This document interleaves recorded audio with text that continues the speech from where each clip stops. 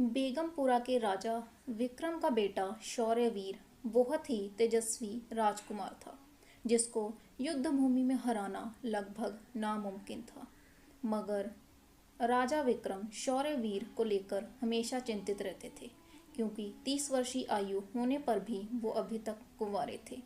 राजा विक्रम अपने राजमंत्री से बोले, जाओ एक ऐसी कन्या ढूंढो जो राजकुमार को भाए। मगर ये इतना आसान नहीं था, क्योंकि राजकुमार को एक ऐसी लड़की चाहिए थी जिसका रूप एक अप्सरा जैसा हो और उसका दिल शीशे सा साफ हो। राजा बहुत ही चिंतित हो उठते हैं, क्योंकि 1000 कोशिश करने के बाद भी ऐसी लड़की कहीं भी नहीं मिलती। तभी महल में एक दिन एक साधु आते हैं और महाराज से मिलने की इच्छा प्रकट करते हैं। राजा की अनुमति मिलते ही सेनापति साधु को राजा के सामने लेकर आता है और साधु बोलते हैं, महाराज, मैं आपकी समस्या जानता हूँ और मैं आपकी समस्या का हल लेकर आया हूँ। मैं एक ऐसी कन्या को जानता हूँ जिसका रूप अप्सरा जैसा सुंदर और दिल शीशे सा साफ है, मगर उस कन्या को पाना इतना आसान नहीं है। वहीं पर बैठे राजकुमार शौर्यवीर बोलते हैं, मुझे चाहे जो कुछ भी करना पड़े, मैं उस कन्या को मिलकर रहूँगा।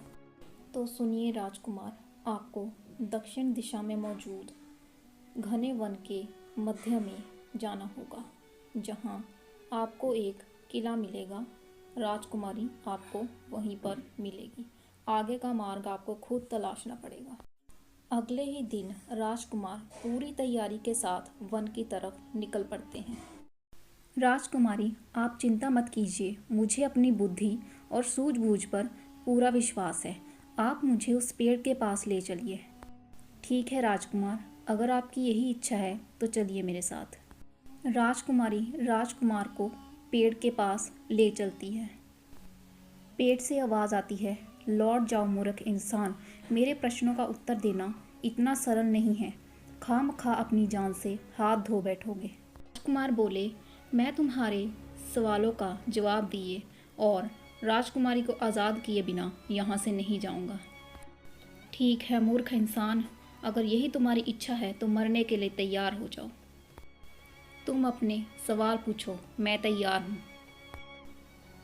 तुम्हें राजकुमारी को कुछ पल के लिए बिना आँख झपकाए निहारना होगा और उसके बाद मेरे प्रश्न का जवाब देना कि राजकुमारी के शरीर का सबसे सुंदर अंग कौन सा है।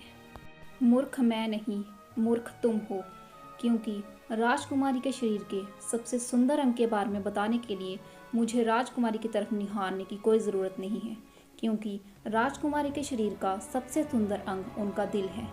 किसी के लिए भी द्वेष, घृणा और ईर्ष्या जैसे भाव नहीं हैं। तुमने बिल्कुल सही कहा शौर्यवीर, मगर खुश होने की ज़रूरत नहीं है, क्योंकि मेरे अभी भी 2 कठिन प्रश्न बाकी।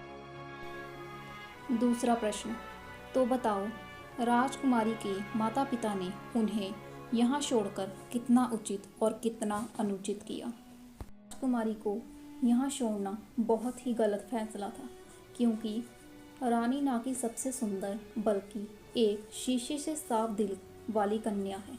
राजकुमारी अपने प्रेम भरे दिल से इस पूरे संसार को प्रेम सिखाने का और प्रेम से भर देने का साहस रखती हैं, इसलिए उनकी सुंदरता उनकी दुश्मन बन ही नहीं पाती।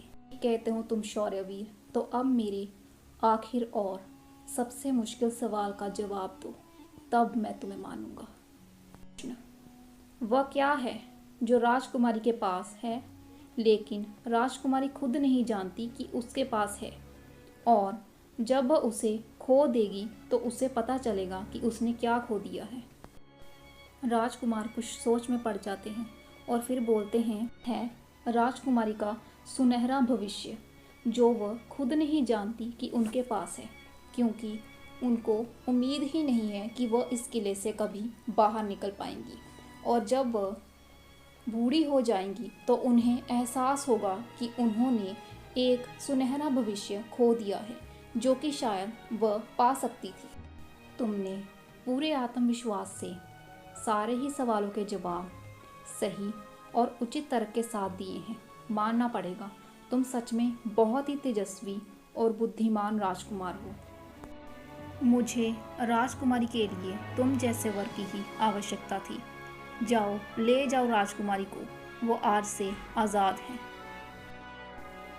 राजकुमारी की खुशी का तो मानो ठिकाना ही नहीं था। वह वहाँ से राजकुमार के साथ खुशी खुशी महल के लिए प्रस्थान करती हैं। राजकुमार शौर्यवीर राजकुमारी रूपवती को लेकर महल लौटते हैं और राजा विक्रम उन दोनों को देख बहुत ही प्रसन्न होते हैं। राजा विक्रम बहुत ही धूमधाम के साथ राजकुमारी रूपवती और राजकुमार शौर्यवीर की शादी करवा देते हैं। पूरे राज्य में खुशियां छा जाती हैं और राजकुमारी रूपवती भी अपने जीवन में पहली बार इतनी खुश थी और उनका आगे का जीवन भी खुशी खुशी निकला।